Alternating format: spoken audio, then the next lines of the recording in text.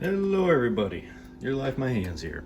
And I'm making a very simple dish today, and I figured I would share it with you guys, mainly because it's, in my opinion, the best way to roast potatoes. Um, have you ever had the steakhouse style potatoes, I call them, where like the skin comes out really crispy and the insides just have that texture? I don't even know how to describe it. It's the texture that gets me on those steakhouse style potatoes. So I did some research. I found the best way, in my opinion, to do it, and it's very simple. So what do we have here? I have 5 potatoes. They've been washed and scrubbed. And there's only 2 things you need here. A concerning amount of olive oil over all of them. Just rub it around on all of them so they're nice and evenly coated. And an even more concerning amount of salt all over the potato. So that's going to give you like a real nice dry skin when it's roasting, and it's going to be your flavor helper. And that's literally it. I mean, oversalt these things. Let me zoom in on it.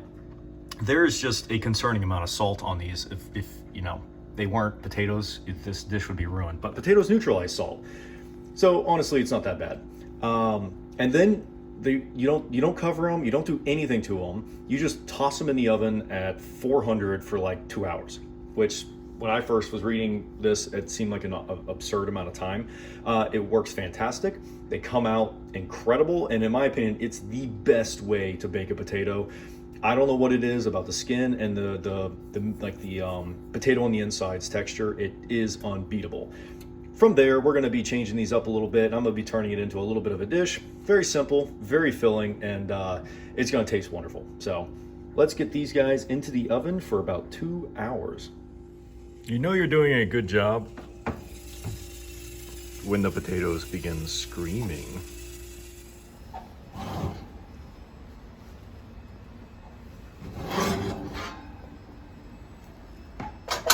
And here they are. So obviously they don't like look like much, just normal kind of like baked potatoes. You can tell the incredible amounts of salt on them. The skin on these, apparently I've read that if you cook these and you salt them before like this, the skin becomes a little bit more chewy than it does like crispy, which in my opinion is better. So I'm totally okay with that. I also did mention earlier, I put little slits down these to allow them to release some moisture from the inside. They don't gotta be deep, maybe like 1/4 of an inch or something like that down just across. That's all you gotta do.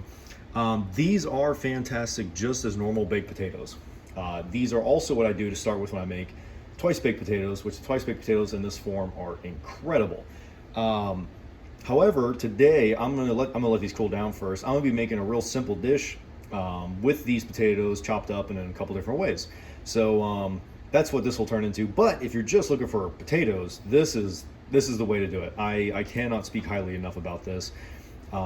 The texture on the inside, the skin on the outside, it's just wonderful.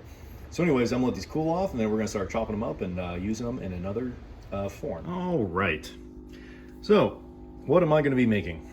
This is, I guess, could be considered a baked potato melt, casserole, or something along those lines. I have, well, I'm sorry, that's my finger. I have the potatoes all cut up here, salted, ready to go. I have a big pile of shredded extra sharp cheddar and pepper jack to be going over top. Fried up some bacon. I didn't fry it too hard because I know it's going to be cooking in the oven when I broil this thing. And I got some seasonings. I have some black pepper, some just green herbs, and then also this. And anyone who knows me knows I'm a huge fan of Townsend's YouTube channel, historical reenactor. He's really awesome. Been doing it for so long and just great production. This is something I learned from him, mushroom ketchup, which was the original ketchup of the colonies in England way back in the day. So you can get this on Amazon. Fantastic stuff. I'm gonna be adding a little bit of that in there just to give it a little bit of a nice kick. It's a hard flavor to describe. It's vinegary, it's salty, it's mushroomy.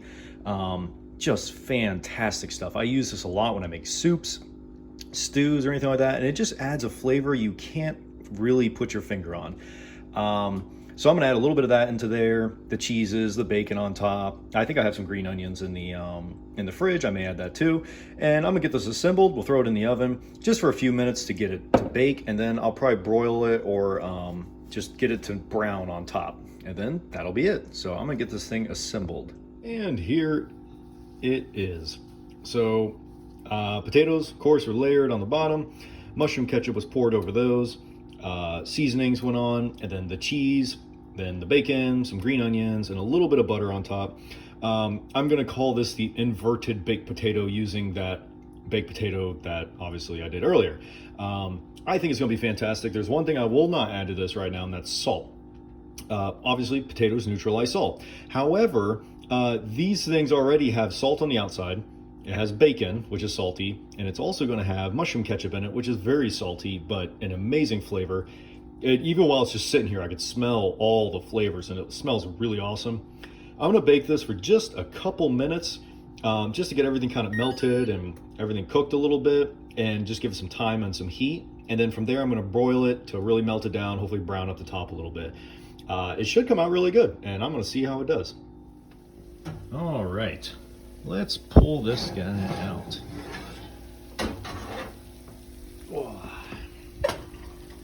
And there she is. I won't lie, she is a thing of beauty, and I will tell you, my place smells incredible. It's got the nice oniony smell, some bacon, a little bit of that mushroom ketchup on the bottom of it. Looks great. I highly suggest, if you're going to cook like potatoes or baked potatoes, that is the best way you can cook baked potatoes. And I didn't let it bake for very long, maybe just a couple minutes at like 425 to melt everything down. Hit it with broil so that it really kind of crispied up the bacon a little bit more. Have at it, experiment. This thing smells amazing. I know it's going to taste amazing. So I hope you guys learned something. Hope you enjoy it and give it a try. I mean, this is like a hangover cure in a cast iron pan. So basically, you could add eggs to it, you could add whatever you want to it. It makes a great side dish. I will say, this pan, I did 5 potatoes, and a sixth one would have filled up that gap right there. So if you have a large, I don't know, what's like the 10-inch cast iron pan, 6 large Idaho potatoes is apparently the right number. Anyways, hope you guys enjoyed.